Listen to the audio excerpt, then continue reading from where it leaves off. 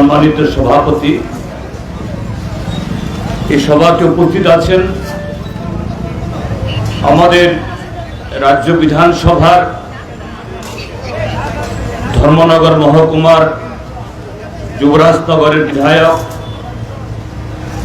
শ্রীযুক্ত সুরেন্দ্রচন্দ্র নাথ মহোদয় এবং এই আগরতলা শহরেরই আরেকটি প্রান্তের মাননীয় বিধায়ক শ্রীযুক্ত সুদীপ সরকার মহোদয়, এখানে উপস্থিত এবং যারা আমাদের বক্তব্য শুনছেন, এই এলাকার সুদী ব্যবসায়ী, দোকানি, পথচারী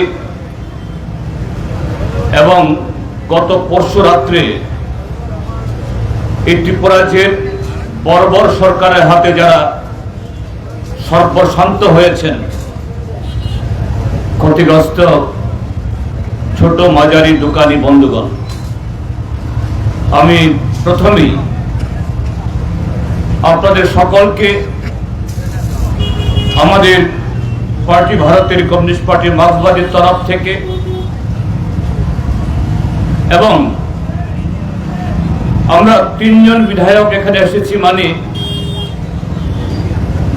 এই এলাকার বিধায়ক তথা মেয়রের হাত ধরে আপনাদের জীবন জীবিকা ক্ষতিগ্রস্ত করা হয়েছে, ধ্বংস করা হয়েছে। আমরা আরো 3টি বিধানসভা ক্ষেত্র থেকে সেখানকার নির্বাচিত বিধায়ক আপনাদের পাশে দাঁড়ানোর জন্য এখানে এসেছি। সারা ত্রিপুরাজ্যের গণতান্ত্রিক মানুষ তাদের সমর্থন এবং আপনাদের প্রতি সংহতি জ্ঞাপন করার জন্য। বন্ধুরা, ত্রিপুরাজ্যের বর্তমান সরকার এবং এই আগরতলা পৌর নিগমের বর্তমান নির্বাচিত সদস্যরা তারা দাবি করেন অবাধ গণতন্ত্র, এ রাজ্যের গণদেবতার আশীর্বাদ নিয়ে নাকি তারা ত্রিপুরাজ্যের জনগণের সেবায় তারা বসেছেন। অর্থাৎ তারা জননির্বাচিত, জনগণের আশীর্বাদ পুষ্ট, সংবিধানের হাত ধরে নির্বাচিত, তারা বৈধ সরকার। যদি তাই হয়ে থাকে, বৈধ সরকার তো কোন কাজ করলে বৈধভাবে করবে, দিনের আলোতে করবে। কেন রাতের অন্ধকারে সমগ্র এলাকায় আলো নিভিয়ে গুন্ডা, মস্তান এবং কিছু পুলিশকে দিয়ে এলাকা ব্যারিকেড করে কাজটা করতে হবে? কারা এসব করে? যারা অবৈধ কাজ করে, অন্যায় কাজ করে, তারাই করে। নামে তারা সরকার, পৌর নিগম, সরকারের প্রতিনিধি বা পৌর নিগমের প্রতিনিধি বলেই এরা এইভাবে সন্ত্রাসী কাজ করতে পারে না, এরকম না। এই লেকচুমনি বাজারে গত পরশু অন্ধকার রাতে যা হয়েছে, এটা একটা রাষ্ট্রীয় বর্বরতা, মানবিক অধিকার উপরে আক্রমণ। এই সরকার এবং রাজ্যের শাসক দল কতটুকু অসংবেদনশীল হতে পারে, কতটুকু জনগণের শত্রু, গরিব মানুষের শত্রু হতে পারে। আপনারা দেখেছেন এখানকার ধ্বংসচিহ্ন। এই সরকার যতই বৈধতার সিল লাগা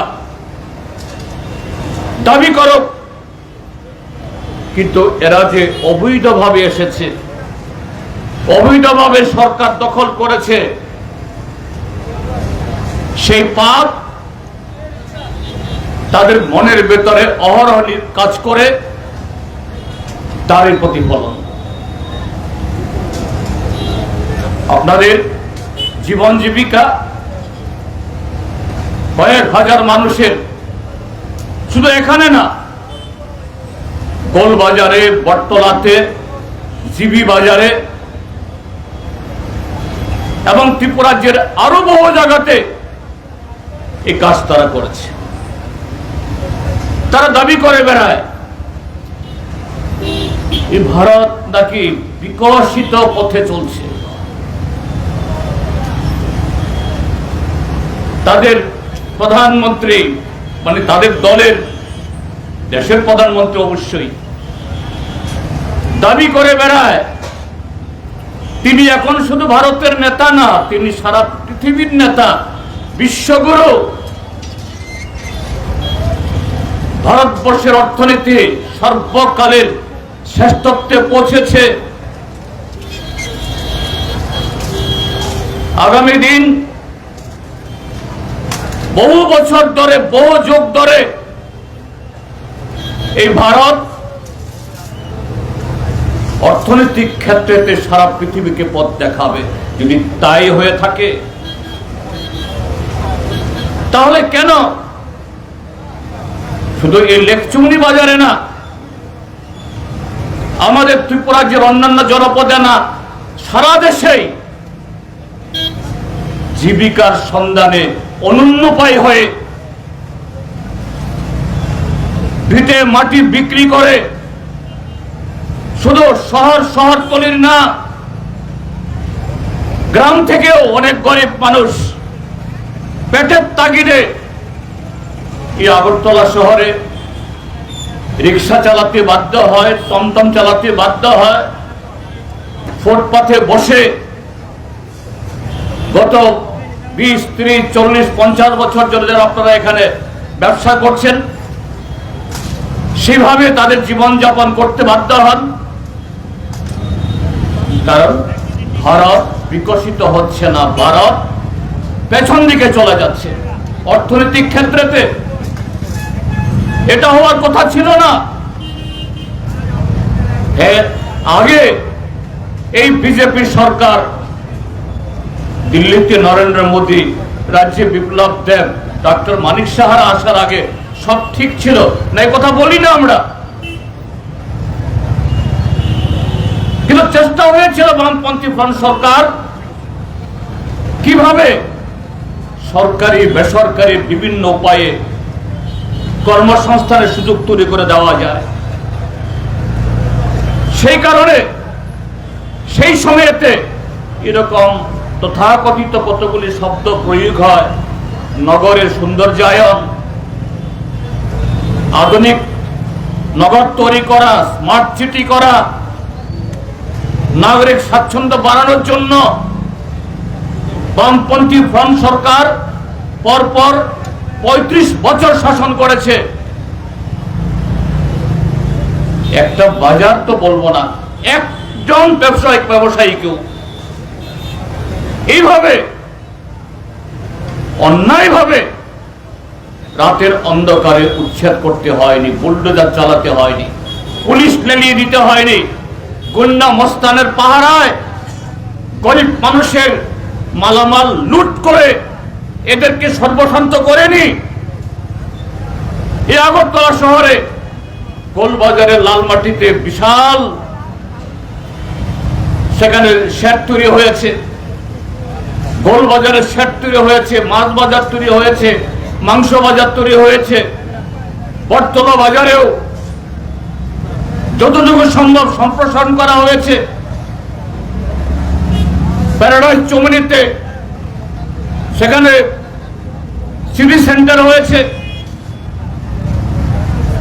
শিশু উদ্যানের দক্ষিণ প্রান্তে ট্রেন বুঝে তার উপরে কয়েক শুধু ব্যবসায়ী তাদের একটা ভালো বন্দোবস্ত দেওয়া হয়েছে। দুর্গা চুমনি বাজার একেবারে গিঞ্জি ছিল, সেখানে একটা বিপণী বিতান এবং বাজারটাকে আরো সম্প্রসারণ করা হয়েছে। এই শহরে ঢোকার পথে সেখানে সেই ইন্দ্রনগর থেকে শুরু করে রামনগর বা আরো বাংলাদেশের দিকে এই কাটাখালের উপরে অসংখ্য ব্রিজ নির্মাণ করা হয়েছে। একজন বাসিন্দাকে আমরা উচ্ছেদ করেছি, একজন দোকানিকে আমরা পথে বসিয়েছি, কারো মাথা বাড়ি দিতে হয়েছে। হ্যাঁ, সাময়িকের জন্য উন্নয়নের কাজ করতে গিয়ে মানুষকে জায়গা করে দিতে হয়েছে। আমরা বুঝিয়েছি, আমরা কথা দিয়েছি এবং কথা রেখেছি। শুধু যারা সাময়িকের জন্য উঠে যেতে হয়েছে তারাই শুধু পুনর্বাসিত হননি, তার চেয়ে আরো বহুগুণ মানুষ, বেকার যুবক, সবাইকে সরকারি চাকরি দেওয়া সম্ভব না। এইভাবেই তাদের জীবন জীবিকা রক্ষা করার জন্য, সংসার চালানোর জন্য শহর বড় হচ্ছে, সেই তুলনায় সেইভাবে মানুষের চাহিদা পূরণের জন্য এই কাজটা করেছে। তার জন্য সরকারকে সংবেদনশীল হতে হয়, পরিকল্পনা থাকতে হয়, সদিচ্ছা থাকতে হয়। এই সরকারের সে সদিচ্ছা নেই। সদিচ্ছা থাকলে অর্থের অভাব হয় না। আর এখন তো ডাবল ট্রিপল ইঞ্জিনের সরকার। দিল্লিতে তাদের নেতারা আছেন, বলেন এক টেলিফোনেই সব মঞ্জুর হয়ে যাবে। ত্রিপুরার যে টাকা পয়সা কম আসছে না। আপনার লেকচুমনি বাজারের মানুষ, এই পাশেই তো স্বামী বিবেকানন্দ ময়দান তথা আস্তাবল মাঠ। এটা একটা ফুটবলের স্টেডিয়াম, খেলাধুলা হবে, মাঝে মধ্যে রাজনৈতিক দলগুলো তাদের জনসভা করবে, এটা বহু আগে থেকে। এখন শাসক দলের কর্মসূচি ছাড়া অন্য কোন দলকে এই বিবেকানন্দ ময়দান, এমনকি 1.5 মাস আগে অ্যাপ্লিকেশন করেও সুযোগ দেওয়া হয় না। কদিন আগে দেখেছেন, গত 29শে জানুয়ারি আমাদের জনসভা করতে হয়েছে উড়িয়ান চুমুড়িতে। কিন্তু এই মাঠ সারা বছর মেলা, আনন্দ মেলা, আরো কত ধরনের মেলা, সারা ত্রিপুরার যে মেলা, খেলা, মন্ত্রীদের স্টিল ছবি, মন্ত্রীদের ভিডিও ছবি, টাউস টাউস টেলিভিশনের স্ক্রিন লাগিয়ে প্রচার হচ্ছে। এই রাজ্য তত্তর করে এগিয়ে যাচ্ছে। যদি এগিয়ে গিয়ে থাকে, এই রাজ্যের উন্নয়ন যদি সেভাবে হয়ে থাকে, ঘরে ঘরে রোজগার হয়ে থাকে, মানুষের আয় বেড়ে থাকে, এ রাজ্য যদি এগিয়ে থাকে, তাহলে কেন সে সমস্ত মানুষগুলাকে এখানে সরকারি জায়গা দখল করে এখানে সবজি বিক্রি করতে হয়, মাংস বিক্রি করতে হয়, মাছ বিক্রি করতে হয়? কেন? কিসের কারণে? সরকার তাদের জন্য সে বিকল্প ব্যবস্থা করে দিতে পারেনি রোজগারের। সে কারণেই তো অনন্যপায়ী হয়ে, বাধ্য হয়ে আমাদের দেশে এবং আমাদের রাজ্যেও জীবনে কখনো যারা ব্যবসা বাণিজ্য করেননি তারাও ব্যবসায় হাত লাগাতে বাধ্য হন। তাহলে তাদের এই দুর্দশা, তাদের এইভাবে ফুটপাত দখল করে ব্যবসা করতে বাধ্য হওয়ার পেছনে দায়ী কে? দায়ী সে ব্যক্তি না, দায়ী সে পরিবার না, দায়ী সে মা না, দায়ী সে বোন না, দায়ী রাষ্ট্রের সরকার, রাজ্যের সরকার। তাদের ব্যর্থতার কারণে মানুষ অনুন্নপায়ী হয়ে ব্যাংক থেকে ওই নানা ধরনের চিটফান্ড থেকে ঋণ নিয়ে সেখানেও সর্বশান্ত হয়ে এইভাবে জীবিকা নির্বাহ করতে বাধ্য হন। আর সেই লোকদের বিরুদ্ধে বুলডোজার চালিয়ে দেওয়া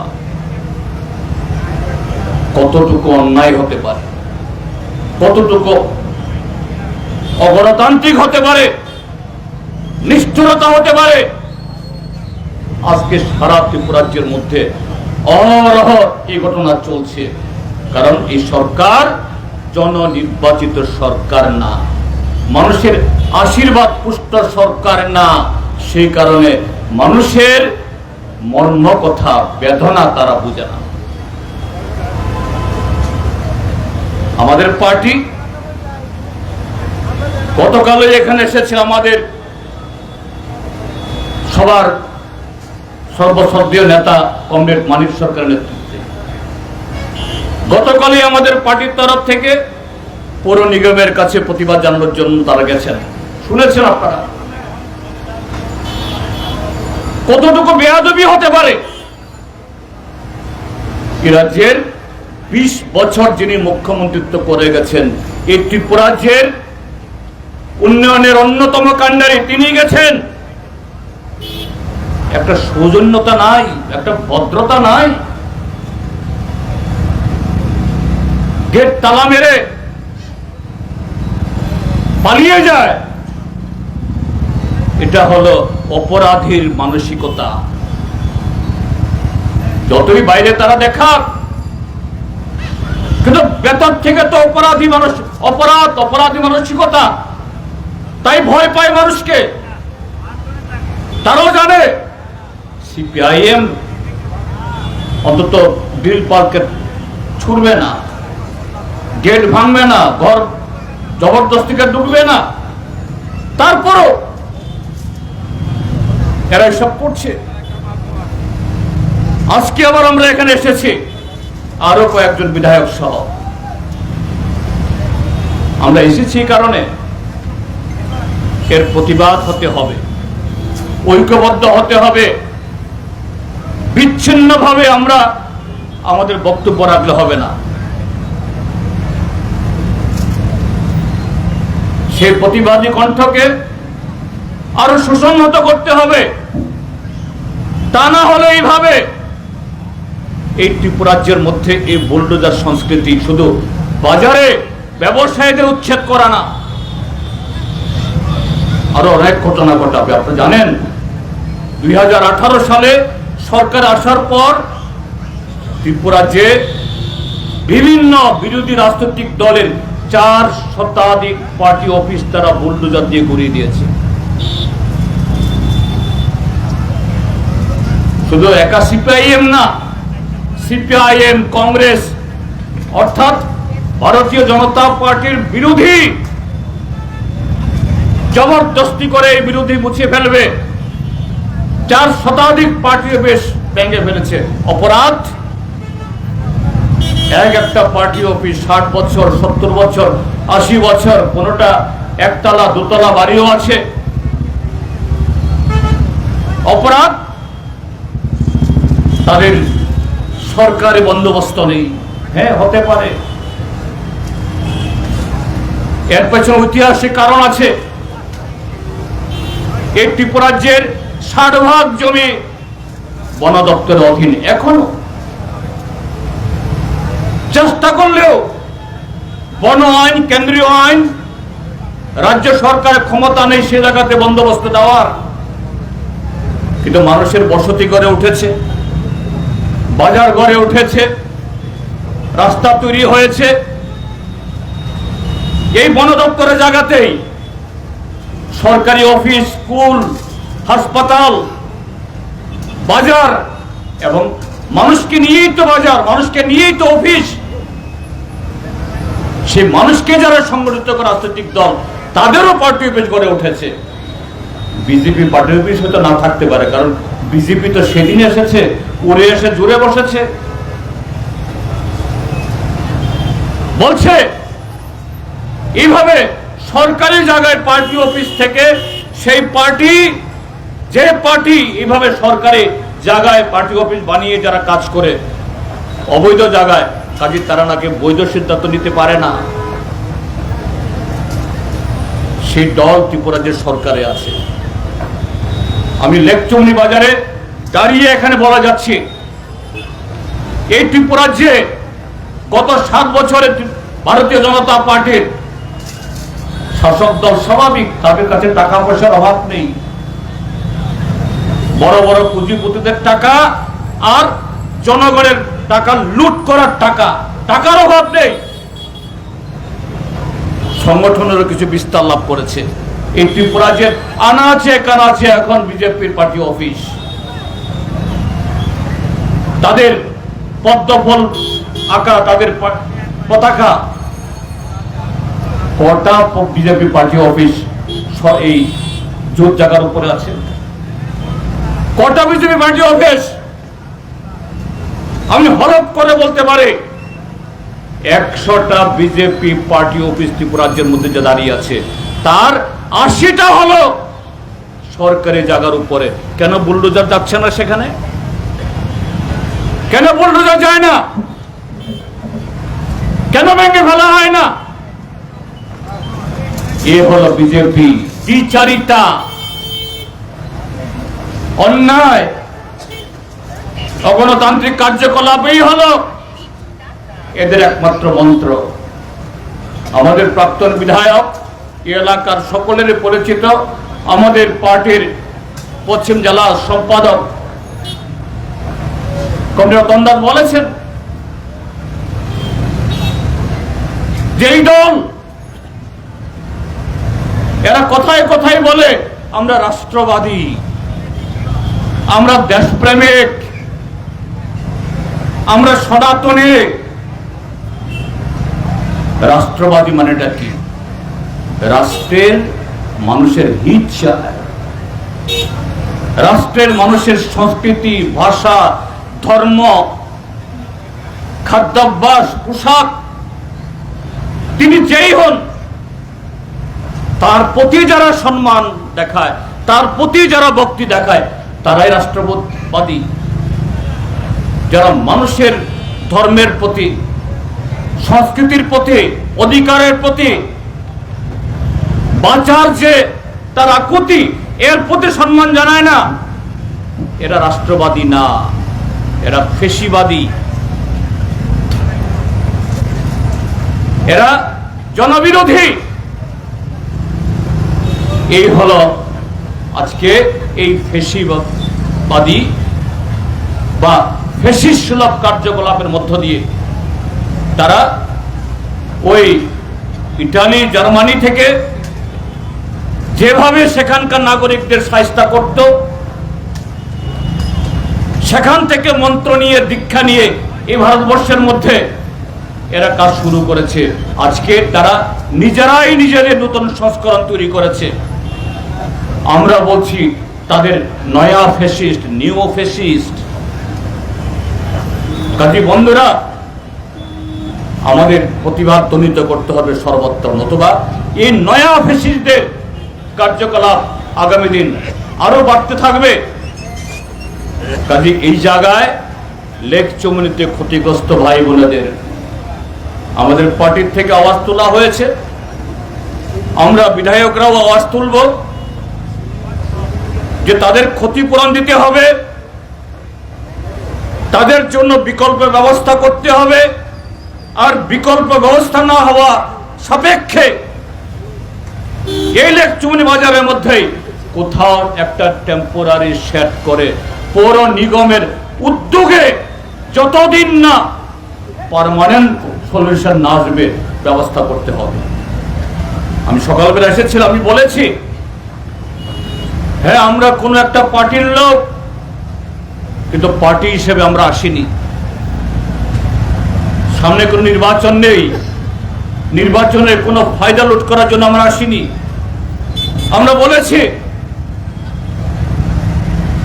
যে 3 থেকে 400 দোকানে যারা ক্ষতিগ্রস্ত হয়েছেন আপনারা নাম লিপিবদ্ধ করুন, ঐক্যবদ্ধ হন এবং এই লেকচুমনি বাজারের তৌজিপ্রাপ্ত বা স্থায়ী দোকানদার তাদের কাছে আবেদন জানাচ্ছি, আপনারা তাদের পাশে দাঁড়ান, আপনার সাথে থাকুন। এখানে এইভাবে উচ্ছেদকৃত এবং স্থায়ী আপনার দোকানদাররা যদি সবাই ঐক্যবদ্ধভাবে আওয়াজ তুলতে পারেন, পাশে আমরা থাকব সমস্ত অংশ জনগণ নিয়ে, শুধু সিপিআইএম না, যারা এইভাবে গরিব মানুষের পেটের ভাত কেড়ে নেবে তার বিরুদ্ধে সমস্ত শক্তিকে নিয়ে আমরা আপনাদের পাশে দাঁড়াবো সরকারকে বাধ্য করার জন্য। তা না হলে পরে আগামী দিন আজকে বাজার ভাঙবে, কালকে আপনার ঘর ভাঙবে, কালকে আপনার সংসার ভাঙবে, কালকে আপনার জীবন জীবিকার সমস্ত অধিকার কেড়ে নিচ্ছে।